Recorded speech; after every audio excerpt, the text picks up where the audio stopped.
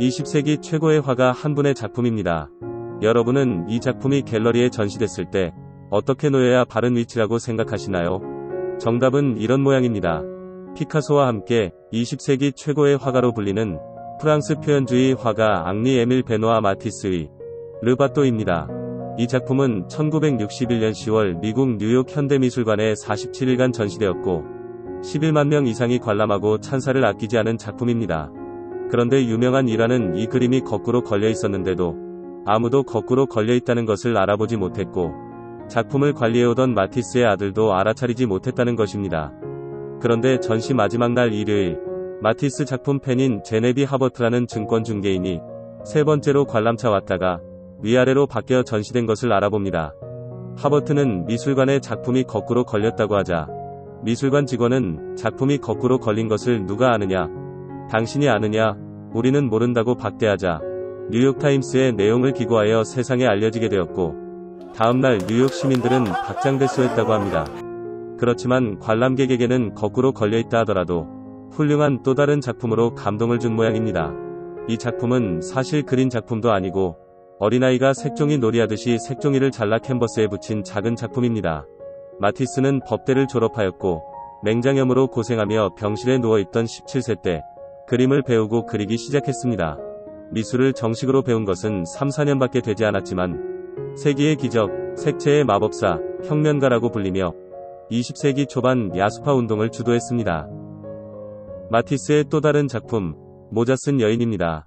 1905년 진보적인 작품을 수용하는 파리 살롱 도톤네에 출품한 10점 중 하나입니다. 이 전시회에서 화제거리는 단연 7번 전시실이었습니다. 전시실 중앙에 놓인 고전주의 양식 조각가 알베르 마르크의 작품을 보고 비평가 루이 복셀이 야수들에 둘러싸인 도나텔로라고 외쳤습니다.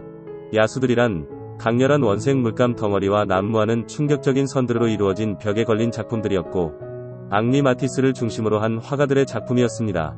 복셀의 언급이 일간지와 주간지에 실리면서 사람들에게 회자됐고 이렇게 본의 아니게 야수주의가 탄생됐습니다. 이 작품은 당시 사람들에게는 충격적이어서 주최 측마저 전시를 꺼렸다고 합니다. 전시회가 시작되자마자 당시 가장 많은 비난을 받았습니다. 사물의 고유색은 어디에도 없고 인물의 얼굴은 본래의 색깔과는 무관한 녹색, 노란색, 파란색으로 칠해졌고 귀와 목은 온통 붉은색이고 선은 거칠기 그지없습니다. 마주한 관객들은 경악했고 분노했습니다. 추한 그림, 미치광이 그림이라고 혹평했고 추하게 문질러 놓은 여인이라고 분노했습니다. 기존의 정교하고 아름다운 초상화에 익숙한 관객들에게 얼마나 충격적이었고 당혹감을 안겨주었을지 짐작이 갑니다. 한 일간지 기자는 페인트 한 통을 대중들의 얼굴에 엎어버린 전시라고 비판했습니다. 당시 이 그림 표현 기법이 마치 사회 가치의 붕괴와 무정부주의를 떠올리게 했다고 합니다. 그런데 이 작품을 미술품 수집가이자 파리 미술계의 큰 손, 거트루드 스타인이 구입하여 화제가 됐고 소위 뜨는 작가, 작품으로 급부상했습니다. 피카소는 거트루드 스타인이 이 작품을 구입했을 때 마티스에 대한 질투로 눈이 멀었다고 합니다. 미국에서 건너온 시인이자 작가인 거트루드 스타인은 평생 동성 파트너와 부부처럼 함께 지냈다고 합니다. 이 작품은 1907년작 푸른 누드입니다.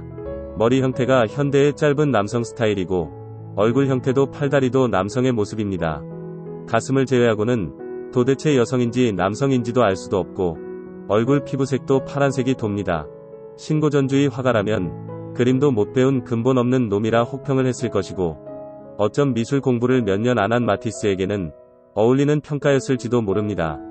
그러나 오히려 기본기가 없는 것이 자랑이고 장점이 되었던 시대인 것 같습니다.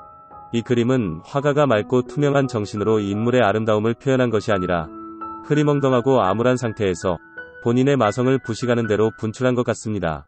야수주의 화가들이 대상의 재현이라는 미술의 고정관념에 따르지 않고 대상을 왜곡하거나 간소화하고 명암도 원근법도 없이 단지 화가의 감정을 캔버스에 표현했다지만 음울한 감성의 폭발, 마성의 폭발로 밖에 보이지 않습니다.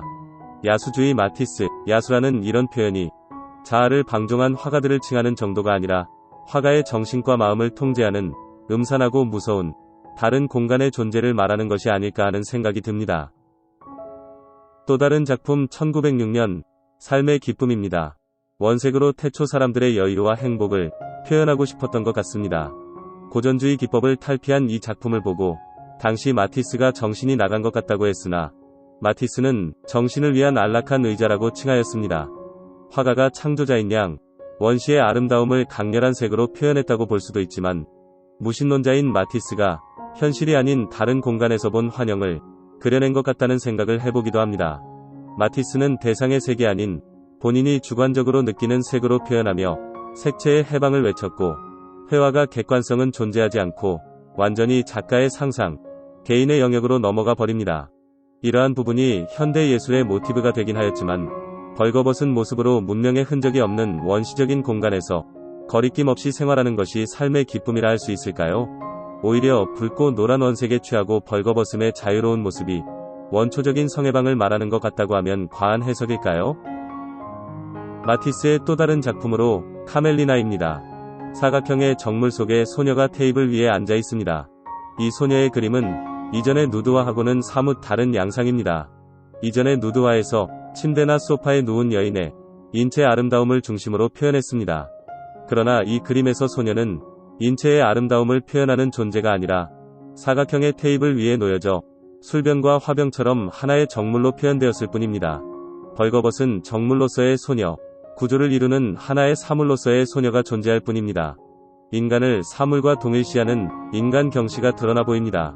마티스가 암울한 시기에 그렸다지만 모델은 왜 여인이 아닌 미성년 소녀였을까요?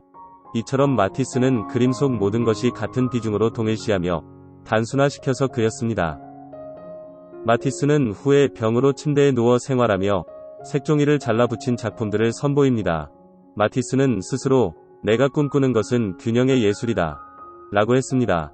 여러분은 마티스의 작품에서 균형의 예술미를 느끼셨나요? 시청해주셔서 감사합니다.